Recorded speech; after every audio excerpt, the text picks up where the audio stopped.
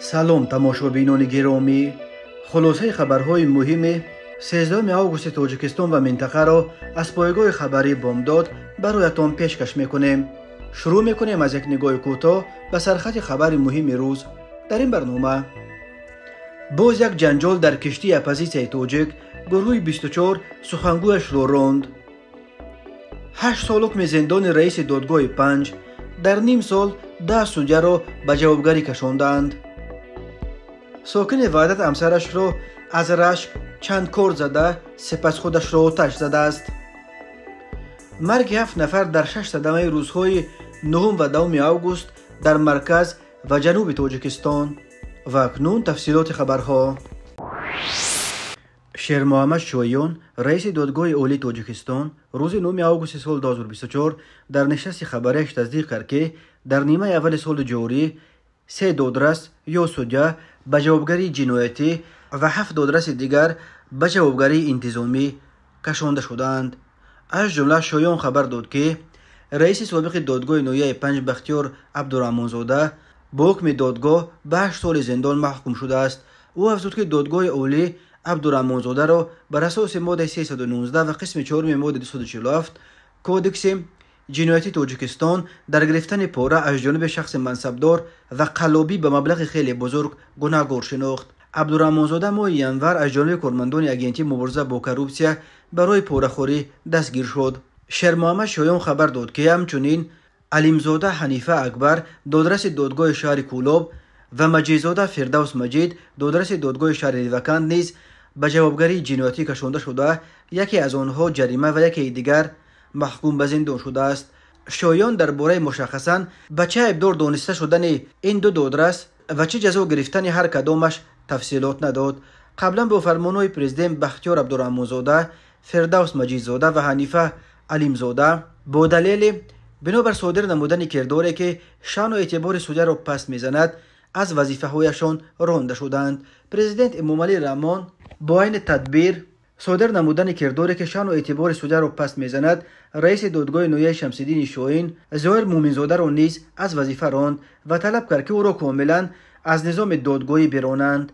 مومنزاده به آن ابدار می شود که روز 7 ایول در یک پاسگاه مرزی در درآمدگاه ولایت مختار کوهستان بدخشان یک سرباز مرزبان را لطوکوب کرده است. گفته می شد سبب به این سرباز خشم گرفتن رئیس دادگاه این بود که سرباز از نفری که در ماشین مومنزاده سوار بود حجت‌های تصدیق کننده شخصیتش را پرسیده است. سبب لحظه لطوکوب سرباز در رسانه‌ها نشر شد، ولی ظاهر مومنزاده باز هم ادعا دارد که ژورنالیستان این قضیه را واهمه کرده نشان دادند. شایان در نشست از مومنزاده مشخصاً نام نبرد، ولی گفت در نیمه اول سال جاری 7 دادرس به جوابگری انتظامی کشانده شدند. او مشخص نکرد که این 7 دادرس به چه عیبدار دانسته شدند و یا نسبت به آنها چه جزاهای انتظامی اندیشیده شدند. دادگاه‌های تاجیکستان از نهادهای اعظم فسادزده در این کشور به شمار می‌روند. کارافتادگان میگویند بدون دادن پاره حل کردن یگان مشکل در دادگاه تاجیکستان به یک امر تقریبا ناممکن تبدیل یافته است. شیر محمد شایان از اپریل سال 2015 ریاست دادگاه عالی تاجیکستان را در دست دارد. شروع حرکت سیاسی گروه 24 یک حرکت اپوزیسیونی فعالیتش در خود تاجیکستان ممنوع که اساساً در اروپا عمل می‌کند، روز 11 آگوست سال 2024 با نشر یک اظهارات اعلام کرد که سخنگوی این حرکت عبیدالله ناصروف معروف با اسم عبیدالله سعیدی را از صف این حرکت با سبب پایبند نبودن به آیین‌نامه حرکت از صف گروه 24 رانده است. اما افراد آگاه از جریان تحولات در داخل رهبریت گروه 24 روز 12 آگوست در صحبت با پایگاه خبری بامداد گفتند با وجود آرزوی موفقیت در فعالیت‌های آینده‌اش به عبیدالله ناصروف راندن سخنگوی این سازمان اپوزیسیونی بیانگر آغاز یک بحران جدی در رهبری گروه 24 در پی به طور مرموز از ترک به تاجیکستان برده شدن رهبر آن سهراب ظفر و موقتاً بر ریاست این سازمان آمدن حسین اشوروف می باشد. از آمدن حسین اشوروف نه همه در داخل گروه 24 راضی اند و احتمالاً قضیه عبیدالله سعیدی تنها آغاز این بحران در حال گسترش است. گفت یکم صحبت بامداد. عبیدالله سعیدی نیز در صفحه‌اش در فیسبوک یک عکس حسین اشوروف را گذاشته و در زیر آن ظاهراً کنایه آمیز نوشته است که صداقت و نگاه داشتن سر را از این مرد باید آموخت، یعنی از حسین اشوروف. در پی 3 نقطه و در انجام این جمله شو تشریح داده است که نوشتهش یک شوخی سیاسی است. عبیدالله سعیدی که فعلا در انگلیس قرار دارد و در برابر سخنگوی گروه 24 بودنش عضو شورا و نماینده این حرکت اپوزیسیونی در انگلیس هم بود، روز 12 آگوست در صحبت با پایگاه خبری بامداد تصدیق کرد که راندن وصف گروه 24 به یک بحث شدید آنها با برخی از اعضای ریاست گروه 24 ربط دارد. عبیدالله سعیدی میگوید اتیوم پایبند نبودن به آیین‌نامه حرکت را بی اساس و بی پایه میشمارد و اصلا قبول ندارد. من طلب دارم که این اتیوم را بیکار و مرا در صف گروه 24 برقرار کنند و آنهایی را که خود سرانه دست به اخراج من زدند تنبیه بیند. من عضو انتخاب شده ریاستم و کسی حتی رئیسان گروه 24 حق ندارند که یک نفر منتخب را خود سرانه از صف این حرکت بیرون اندازند، گفت سعیدی. بازدید عبیدالله ناصروف ماه دکامبر سال 2014 در تاجیکستان بر اساس قسم 2 ماده 307 الوه 1 کودکس جنایتی تاجیکستان با اتهام دعوت‌های عمومی برای عملی کردن فعالیت‌های افراطی توسط اینترنت پرونده گشوده از 15 ژانویه سال 2015 تحت جستجوی بین المللی قرارش دادند. 18 دکامبر سال 2018 عبیدالله سعیدی که اون وقت در شویц پناهندگی داشت در فرودگاه شرمتیو شهر مسکو قبل از نشستنش به پرواز مسکو استکهلم به دلیل تحت جستجو قرار داشتنش دستگیر شد، ولی علاقه شام 18 دکامبر بعد بازپرسی از جانب مقامات روسیه جواب داده شد و او به شویץ برگشت. تماشابینان عزیز، یادآور می‌شویم خلاصه مهمترین اخبار تاجیکستان را از پایگاه خبری بامداد تماشا دارید. برنامه را ادامه می‌دهیم. مرکز مطبوعات وزارت کارهای داخلی تاجیکستان از آشکار شدن باز یک حالت قصد کشتار همسر از جانب شوهرش در زمینه رشک خبر داد. بنا به اطلاع وزارت کارهای داخلی به شعبه میلیس شهر وحدت، زن 37 ساله ساکن شهر مذکور با عریضه در این خصوص مراجعت نموده است که شب 9 آگوست سال 2024 تقریبا ساعت 22:00 شوهرش مرد 39 ساله ساکن همین شهر در منزل استقامتیشان از سبب رشک و مناقشه اویلوی با او جنگ و جنجال نموده با بیرامی مخصوص توسط کارد رنگ و بارکنی ساختمانی یا ملیار نینوش عضوهای حیاتا مهمش را بریده است. در نتیجه جبر دیده جراحت‌های وزن جسمانی برداشته در بیمارخانه بستری گردیده است. مرکز مطبوعات وزارت کارهای داخلی می‌افزاید گمان برشونده پس از این با مقصد خود را از جوابگری جنایتی دور نمودن به زپرافکه شهر وحدت آمده در ظرف آبگیری سوزشواری بنزین دسترس نموده توسط آن بیرون از محل اهالینشین خود را آتش زده است که حالت مذکور از جانب کارمندان میلیس شهر وحدت معاین گردیده توسط ماشین یوری تعجیلی او به بیمارخانه انتقال داده شده بستری کرده شده است. موافق معلوماتنامه بیمارخانه حال و وضع سلامتی هر دو زن و شوهر وزنین بوده آنها در شعبه احیای بیمارخانه بستری گردیدند. تفصیلات دیگری حادثه آورده نشده است. معلوم نیست که آیا کدام عمل زن باعث چنین رشک شوهر شده و او به طرف همسرش کورد کشیده است. مرد بدرشک و همسرش یا دیگر نزدیکان این خانواده برای شرح قضیه دسترس نیستند. وزارت کارهای داخلی گفت اوید بین حادثه تفتیشات ادامه دارد. جامعه شناسان افزایش چنین جنایت‌های سنگین خانوادگی را به افت ارزش‌های اخلاقی در جامعه ربط می‌دهند. روحانیان از ارزش‌های مذهبی دور شدن مردم را سبب چنین تمایل در جامعه نام می‌برند. مرکز مطبوعات وزارت کارهای داخلی تاجیکستان خبر داد که طی روزهای 9 آگوست سال 2024 در 6 صدمه 7 نفر به هلاکت رسیده، 3 نفر دیگر جراحات گوناگون جسمانی برداشتند. از جمله روز 9 آگوست سال 2024 تقریبا ساعت 13:40 راننده ماشین تمغه اوپل استرا قربانعلی قیام‌الدین سال 1992 ساکن ناحیه فرخور هنگام حرکت از سمت جماعت دیوات گلشن به سمت مرکز ناحیه فرخور در موضع ارتباط جماعت فرخور از عهده اداره واسطه نقلیات نبرآمده دوچرخران دولتوف اسمت الله سال 1987 ساکن ناحیه مذکور را پخش نموده است. در نتیجه دولتوف جراحت‌های وزن جسمانی برداشته در بیمارخانه به هلاکت رسیده است. شام 9 آگوست سال 2024 تقریبا ساعت 20:20 راننده автомашین تمغه اوپل زفیره رجبوف عبدالله سال 2006 ساکن شهر دوشنبه هنگام حرکت با روی ماشینگرد کوچه دانش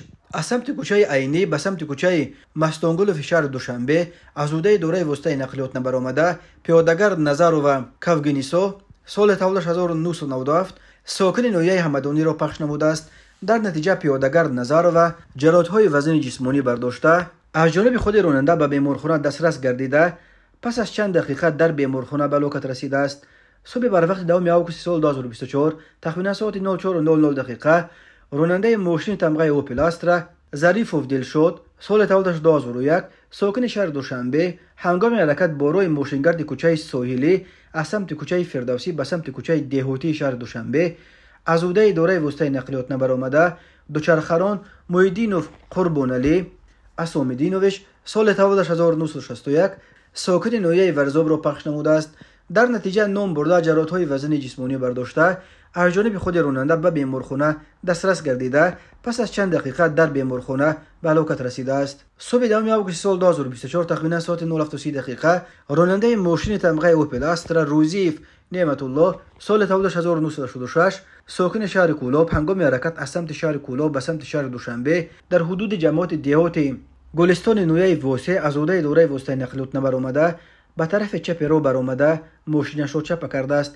در نتیجه خود راننده روزیف و مسافر داخل ماشین کریموف بختیار سال تولدش 1966 ساکن شهر کولاب در جای حادثه به هلاکت رسیدند و مسافران دیگر ماشین سعیدوف نوروز سال تولدش 1966 و حسینوف نسیم سال تولدش 1986 ساکن شهر کولاب جراحت‌های گوناگون جسمانی برداشته در بیمارخانه بستری گردیدند.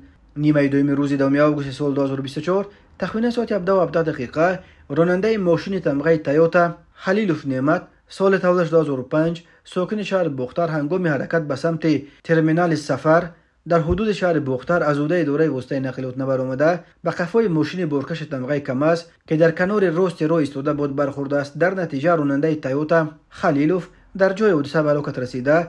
مسافر ماشین مذکور کریم و فرزانه سال تولدش 2005 ساکن همین شهر جراحت‌های گوناگون جسمانی برداشته در بیمارخانه بستری گردیده است. و شام 2 آگوست سال 2024 تقریبا ساعت 20:00 دقیقه راننده ماشین تمغه خوندای پورتر سرایف امران سال تولدش 1990 ساکن شهر ایسار هنگام حرکت در کیلومتر 43 روی ماشینگرد جماعت دهات اوریای شهر مذکور در حدود دهه گلستان هنگام به قفا راندن ماشین مذکور نوبالغ بابانظرف علی جان سال تولدش 2011 ساکن این دهه را پخش نموده است. در نتیجه نوبالغ بابانظرف جراحت‌های وزن جسمانی برداشته در جای حادثه به هلاکت رسیده است. اوید به این حادثه و تحقیقات ادامه دارد. راه‌های تاجیکستان از لحاظ صدمه‌های مرگاورش پرخطر دانسته می‌شوند. هر سال بر اثر صدمه‌ها در راه‌های تاجیکستان تا 400 نفر به هلاکت رسیده بیش از 1200 تن دیگر معیوب می‌شوند.